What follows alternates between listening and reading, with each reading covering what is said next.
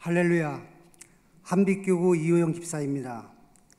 먼저 이런 귀한 자리에 서게 허락하신 하나님의 은혜에 감사를 드립니다. 저는 초등학교 때 어머님의 신앙으로 교회를 다녔습니다. 그러나 그것도 잠시 교회에서 어른들의 갈등과 다툼을 보며 아직 덜 자란 나의 신앙은 그 사건이 핑계가 되어 세상으로 나가 세상과 친구가 되어 제멋대로 살았습니다. 군 전역구 일산 신도시 건설회사에 근무하면서 결혼을 하였고, 결혼을 해서도 저는 믿음 생활보다는 주말마다 여행이나 세상 모임에 참석하며 주의를 어기기가 다반사였으나 죄책감은 조금도 들지 않았고 그저 세상 일이 즐거웠습니다. 저의 친형님은 믿음이 좋으신 분이셨는데 이렇게 세상에 있는 저를 늘 안타까워하며 믿음 생활에 조언을 하고자 전도사님 한 분과 저를 찾아왔습니다. 저를 전도하려고 하나님의 말씀을 전하며 믿음 생활의 중요성을 이야기하는데 그 말씀이 자꾸 나를 질책하는 이야기로만 들리고 말씀이 귀에 들어오지 않고 나도 모르게 내 안에서 자꾸 화가 나서 불편한 마음이 그대로 얼굴로 드러났습니다. 입에서는 모진 말까지 쏟아져 나왔습니다. 형님을 다시 보지 말자, 이런 마음까지 들게 하더군요. 돌이켜보면 그땐 사탄이 제 마음의 주인이었던 것 같습니다. 그 당시는 정말로 몰랐습니다. 제가 사탄의 종이었다는 것을. 참 부끄러운 이야기지만 정말 참된 신앙생활이 아니라 문화생활의 일부분으로 종교생활을 하며 정말 스케줄 없는 주말에 어쩌다 한번 가는 그런 말도 안 되는 신앙생활을 하는 저를 하나님은 그냥 두지 않으시고 회사라는 울타리를 걷어버리셨습니다. 회사의 부도로 같이 근무하던 동료들과 저는 한순간 실업자가 되었습니다. 가장으로서의 책임감과 젊은 나이에 실업자가 된다는 중압감으로 밤을 지새우며 세상적인 방법으로 문제를 해결하고자 지인들에게 취업의 자립을 부탁하였으나 우리나라의 건설 경기가 어려운 관계로 좀처럼 취업의 자리는 저에게 오지 않았습니다. 하나님이 하시는 일엔 절대 사람의 방법이 통하지 않음을 느꼈습니다. 그때 문득 교회를 가야겠다는 깨달음의 마음을 주셔서 이 교회 저 교회를 찾아다니며 예배를 드렸으나 말씀이 감동으로 오지 않아 헤매고 있을 때 집 앞에 산마 교회가 눈에 들어왔습니다. 사실 저는 순복음 교회를 엄청 싫어하는 사람 중에 한 명이었습니다. 이번에도 별 기대 없이 3부 예배에 참석하여 담임 목사님의 설교를 듣는데 마음속에 요동치는 두근거림을 느꼈습니다. 예전에 저는 설교 시간에 졸거나 설교가 언제 끝나나 이런 생각들로 예배 시간을 채우며 하나님께 드리는 예배가 아니라 주의를 지켰다는 내만족의 예배, 가인과 같은 형식적인 예배를 드렸습니다. 그러나 목사님의 설교는 졸음이 떠나가게 했습니다. 눈을 빛나게 했으며 마음에 맺힌 응어리가 풀어지는 듯한 시원함이 있었습니다. 너무나 소중한 첫 설교의 은혜를 받고 다음 주일이 기다려지며 어떤 말씀을 주실지 기대하게 되었습니다.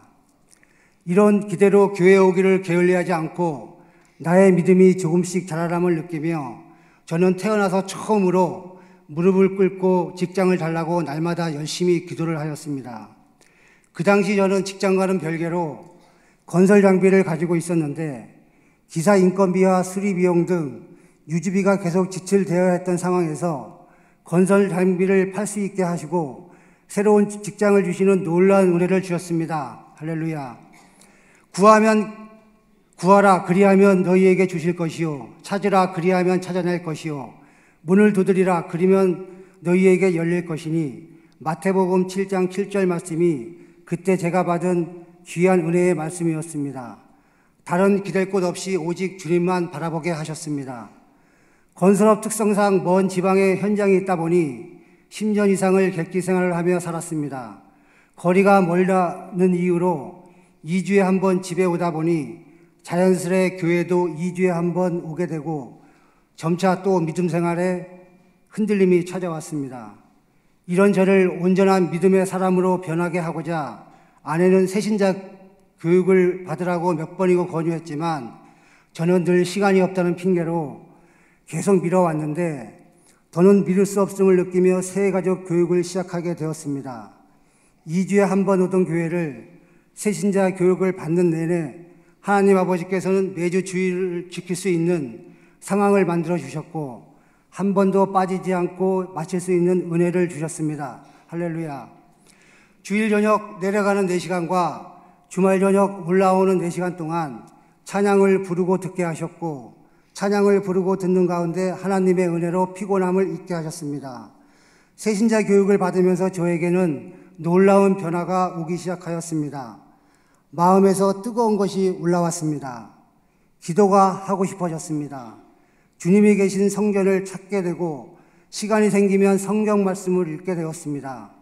불같은 성격이 온화하게 변하며 심지어 사람을 만나면 자연스레 술을 마시며 즐기던 것이 모두 사라졌습니다.